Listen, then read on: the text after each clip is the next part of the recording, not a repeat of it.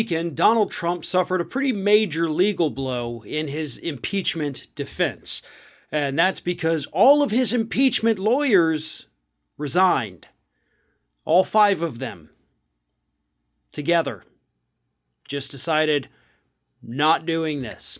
Now, we had talked multiple different times about the fact that Donald Trump struggled really, really hard to find any lawyers even willing to represent him in this impeachment trial. And then he actually kind of hit the jackpot.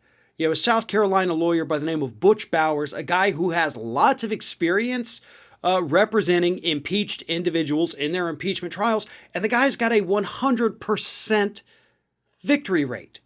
I mean, Butch Bowers is good. And Trump secured him. And then this weekend, Butch Bowers said, yeah, I'm out, dude.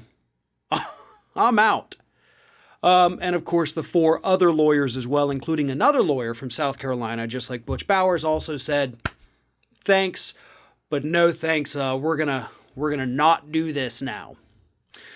Reports have said that this might be because Donald Trump wants to, quote, save money by representing himself at the impeachment trial. I don't believe that for a second.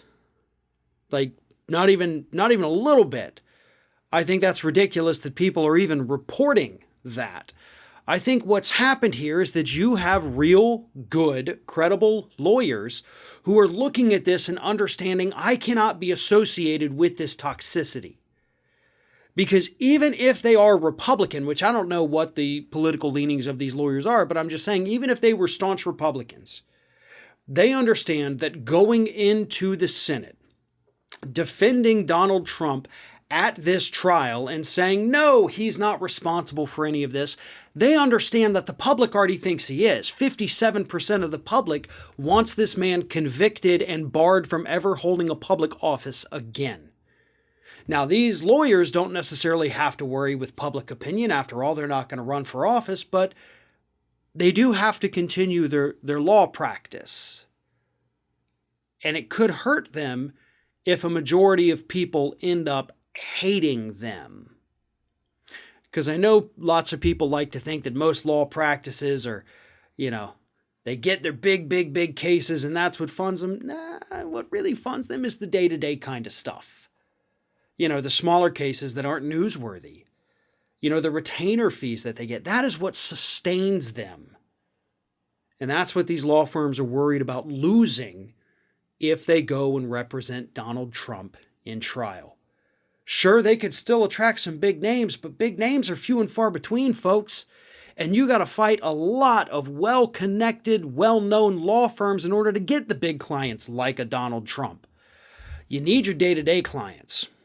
And you could easily piss off more than half the country by being seen on television defending what at this point, at least in the eyes of the public, is completely indefensible.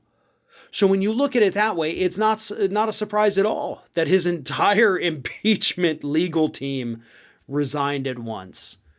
In fact, I'm shocked they even agreed to sign on to this team in the first place. They knew what was going to happen. I just think they thought it would die down a little bit before the trial actually happened. It didn't. So now here we are 1 week from the beginning, and Donald Trump is out of lawyers.